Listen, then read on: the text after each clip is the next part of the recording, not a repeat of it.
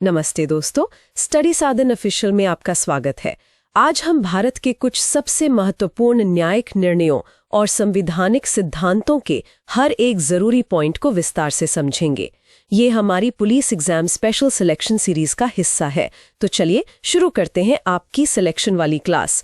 तो सबसे पहले पॉइंट पर आते हैं, संविधान का मूल ढांचा यानी बेसिक स्ट्रक्चर डॉक्ट्रिन। जी, और जब भी हम मूल ढांचे की बात करते हैं, एक केस का नाम सबसे पहले आता है, केशवानंद भारती बनाम केरल राज्य 1973 का।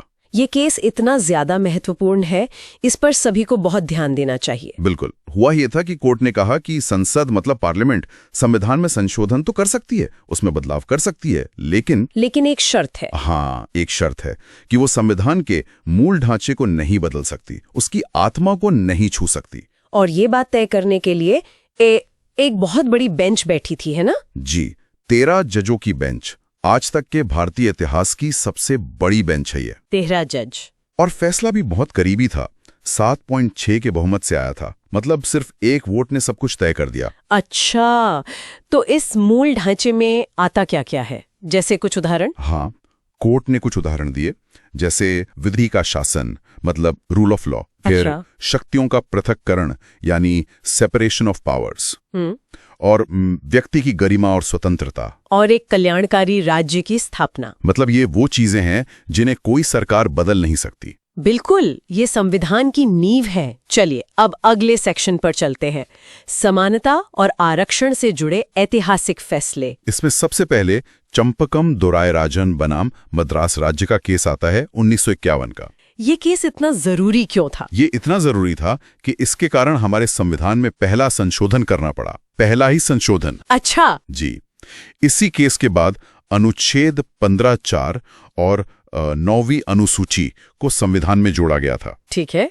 और इसके बाद जो एक बहुत ही चर्चित केस रहा वो था मंडल केस। हाँ, इंदिरा साहनी केस 1992 का।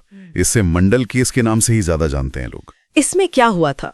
इस केस में सुप्रीम कोर्ट ने सरकारी नौकरियों में जो पिछड़े वर्ग हैं, ओबीसी, उनके लिए आरक्षण को सही ठहराया था। मतलब ये एक लैंडमार्क जजमेंट था आरक्षण को लेकर। जी हाँ, बहुत बड़ा। एक और केस है जावेद बनाम हरियाणा राज्य 2003 का। ये थोड़ा अलग है। ये पंचायत चुनाव से जुड़ा है। हाँ। इसमें कोर्ट ने फैसला दिया कि अगर किसी व्यक्ति के 2 से अधिक जीवित बच्चे हैं तो उसे चुनाव लड़ने से अयोग्य ठहराना संवैधानिक है। मतलब ये नियम सही है। हाँ, कोर्ट ने इसे सही माना। ठीक है, अब बात करते हैं उस टॉपिक की जो पुलिस एग्जाम के लिए बहुत ही जरूरी है, पुलिस जांच और अभियुक्त के अधिकार। इसमें एक बहुत मशहूर केस है, KM नानावती बनाम महाराष्ट्र राज्य। फिल्मों में भी इस पर काफी कुछ बना है। हाँ, मैंने सुना है। इसमें कौन सा सिद्धांत सामने आया था? इससे अचानक प्रकोपन का सिद्धांत सामने आया, मतलब ग्रेव एंड सडन प्रोवोकेशन। इसका क्या मतलब होता है आसान भाषा में? इसका मतलब है कि अगर कोई हमला बहुत ज्यादा गुस्सा शांत होने के बाद किया जाए, काफी देर बाद, तो उसे अचानक गुस्सा नहीं माना जाएगा। और फिर सजा में कोई कमी नहीं होगी? बिल्कुल नहीं, सजा पूरी मिलेगी। अच्छा, आजकल जांच में कुछ नए तरीके इस्तेमाल होते हैं, जैसे नार्को टेस्ट। हाँ, और इसी से जुड़ा है सेल्वी बनाम कर्नाटक राज्य का केस 2010 का। ये केस नार्को टेस्ट, ब्रेन मैपिंग और पॉलीग्राफ टेस्ट से जुड़ा है ना? जी, और सुप्रीम कोर्ट ने इसमें एक बहुत जरूरी बात कही। क्या कहा? उन्होंने कहा कि ये टेस्ट करवाना अनुच्छेद 20(3) का उल्लंघन है, जो किसी को खुद के खिलाफ गवाही देने से रोकता है। बिल्कुल। यहां एक बात पर जरूर ध्यान दीजिए, ये टेस्ट आरोपी की सहमति मतलब उसकी कंसेंट के बिना नहीं किए जा सकते। मतलब अगर आरोपी मना कर दे तो आप जबरदस्ती नहीं कर सकते? नहीं कर सकते। ठीक है, अब अगला विषय है हिरासत यानी कस्टोडी और जल्द न्याय का अधिकार। बिल्कुल। इसमें हुसैन आरा खातून बनाम बिहार राज्य का केस बहुत अहम है। इसमें कोर्ट ने त्वरित न्याय का अधिकार यानी राइट टू स्पीडी ट्रायल पर बात की थी। हाँ, और कोर्ट ने कहा कि ये अधिकार अनुच्छेद 21 मतलब जीवन के अधिकार का ही एक हिस्सा है। ऐसा नहीं है कि केस सालों साल चलता रहे। और ये फैसला एक जनहित याचिका, एक PIL के बाद आया था। जी। एक और केस है नीलाबती बेहरा बनाम उड़ीसा राज्य 1993 का। ये हिरासत में हुई मौतों से जुड़ा है। हाँ, इसमें फैसला आया कि अगर कोई नागरिक पुलिस हिरासत में है तो उसकी सुरक्षा की पूरी जिम्मेदारी सरकार की है। और अगर हिरासत में भगवान न करे किसी की मृत्यु हो जाती है तो सरकार को उसके परिवार को मुआवजा देना ही होगा। ये सरकार का दायित्व है। अच्छा, एक और जरूरी पॉइंट है बंगाल इम्यूनिटी कंपनी केस। हाँ, इसमें एक बहुत ही दिलचस्प बात कही गई थी। क्या? कि सुप्रीम कोर्ट अपने ही पिछले फैसलों को बदलने या उनकी समीक्षा करने के लिए स्वतंत्र है। मतलब अगर कोर्ट को लगे कि पुराना फैसला सही नहीं था तो वो उसे बदल सकता है।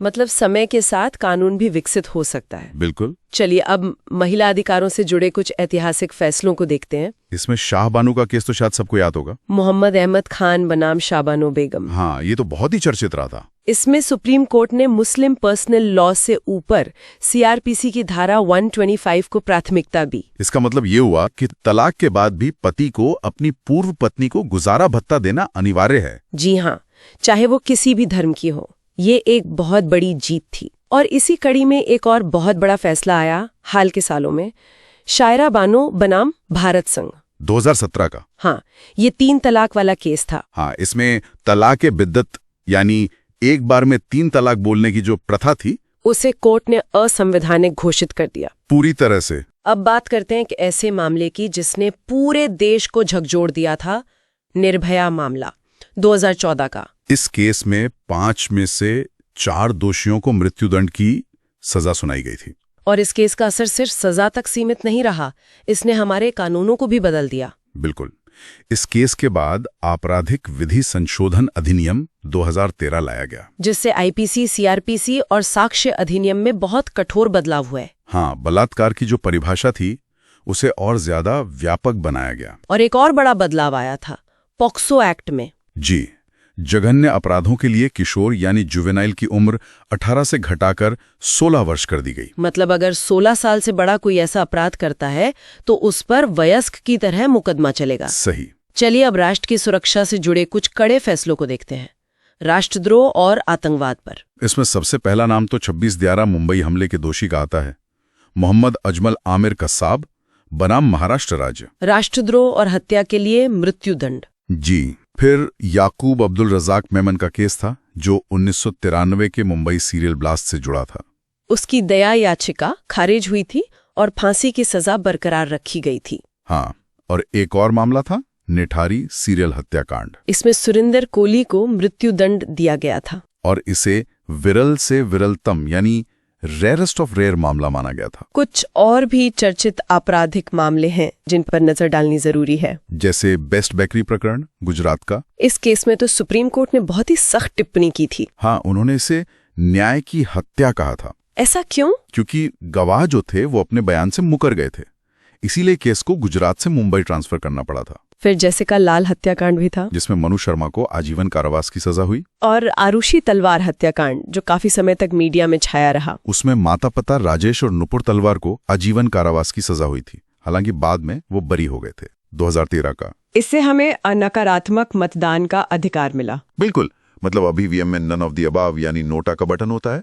अगर कोई उम्मीदवार पसंद नहीं तो आप नोटा दबा सकते हैं। और दूसरा अहम फैसला, लिली थॉमस बनाम भारत संघ, ये नेताओं से जुड़ा है। हाँ, इसमें कहा गया कि अगर किसी सांसद या विधायक को 2 साल या उससे ज्यादा की सजा होती है तो उसकी सदस्यता तत्काल प्रभाव से मतलब उसी वक्त समाप्त हो जाएगी। इसने राजनीति को साफ करने में एक बड़ा कदम उठाया। बेशक। अब आते हैं केंद्र और राज्य के संबंधों पर, संघवाद और राष्ट्रपति शासन। इसमें एक केस है जो मील का पत्थर माना जाता है, एसआर बॉम्बई बनाम भारत संघ। ये अनुच्छेद 356 यानी राष्ट्रपति शासन के दुरुपयोग से जुड़ा है। जी। पहले केंद्र सरकारें बहुत मनमाने ढंग से राज्यों में राष्ट्रपति शासन लगा देती थी। तो इस केस में कोर्ट ने क्या कहा? कोर्ट ने साफ कहा कि केंद्र सरकार ऐसा नहीं कर सकती और कोर्ट इसकी न्यायिक समीक्षा भी कर सकता है। मतलब कोर्ट जांच सकता है कि कारण सही थे या नहीं। अच्छा, और अध्यादेश यानी ऑर्डिनेंस को लेकर भी एक केस है। हाँ, डीसी वाधवा बनाम बिहार राज्य। इसमें कोर्ट ने कहा कि आप अध्यादेश का बार बार प्रयोग कानून बनाने के विकल्प के रूप में नहीं कर सकते। मतलब ये एक इमरजेंसी टूल है, नॉर्मल तरीका नहीं। बिल्कुल। आज के डिजिटल युग में अभिव्यक्ति की आजादी और इंटरनेट बहुत बड़ा मुद्दा है। और इसी से जुड़ा है श्रेया सिंगल बनाम भारत संघ का केस। ये आईटी एक्ट की धारा 66A से संबंधित था। हाँ, और कोर्ट ने इस धारा को ही असंवैधानिक घोषित कर दिया। क्यों? इसमें क्या दिक्कत थी? दिक्कत ये थी कि ये बहुत अस्पष्ट थी। इसके तहत किसी को भी इंटरनेट पर आपत्तिजनक पोस्ट के लिए गिरफ्तार किया जा सकता था। अब आपत्तिजनक क्या है ये कौन तय करेगा? सही बात है। तो इस पर रोक लग गई? जी, गिरफ्तारी पर रोक लग गई। अब बात करते हैं सामाजिक न्याय और नए अधिकारों की। इसमें नालसा बनाम भारत संघ केस बहुत महत्वपूर्ण है। इसमें हिजरा और किन्नर समुदाय को तृतीय लिंग यानी थर्ड जेंडर के रूप में मान्यता दी गई। जी, और सिर्फ मान्यता ही नहीं, उन्हें शिक्षा और नौकरी में अल्पसंख्यक की तरह आरक्षण का अधिकार भी मिला। ये एक बहुत ही प्रगतिशील फैसला था। बेशक। और आदिवासी जमीन को लेकर भी एक फैसला आया था, समता बनाम आंध्र प्रदेश राज्य। इसमें कहा गया कि आदिवासी या सरकारी जमीन को निजी कंपनियों को खनन यानी माइनिंग के लिए पट्टे पर नहीं दिया जा सकता। ठीक है, अंत में कुछ और जरूरी फैसले देख लेते हैं, एक क्विक रिकैप की तरह। एक हाल का केस है रिपक पेंसिल बनाम भारत संघ 2021 का। ये कोविड से जुड़ा है? हाँ, इसमें कहा गया कि कोविड से हुई मृत्यु पर आश्रितों को मुआवजा देना सरकार का कर्तव्य है। और एक फैसला डांस बार्स पर भी था। जी, 2015 में महाराष्ट्र में डांस बार पर जो पूरी रोक लगी थी उसे हटा दिया गया और उन्हें नियमों के साथ चलाने का निर्देश दिया गया। तो परीक्षा के लिए अगर एक क्विक रिकैप करें तो 3 केस कौन से होंगे जो सबसे जरूरी है? देखिए, अगर 3 याद रखने हैं तो सबसे पहले अनुच्छेद 356 के लिए SR बोम्मई केस। ठीक है। नार्को टेस्ट के लिए सेल्वी केस और मूल ढांचे के लिए केशवानंद भारती केस। ये 3 तो बिल्कुल याद रखने हैं, इनसे सीधे सीधे सवाल पूछे जाते हैं। बहुत बढ़िया। तो दोस्तों, अगर आपको ये लेक्चर पसंद आया और सब कुछ अच्छे से समझ आया तो स्टडी सदन ऑफिशियल को अभी सब्सक्राइब करें और बेल आइकन दबाएं ताकि आपकी कोई भी सिलेक्शन वाली क्लास मिस ना हो। इस वीडियो को अपने दोस्तों के साथ शेयर जरूर करें जो तैयारी कर रहे हैं। और हाँ, इस क्लास की PDF के लिए हमारा टेलीग्राम चैनल ज्वाइन करें। मिलते हैं अगले क्लास में। जय हिंद।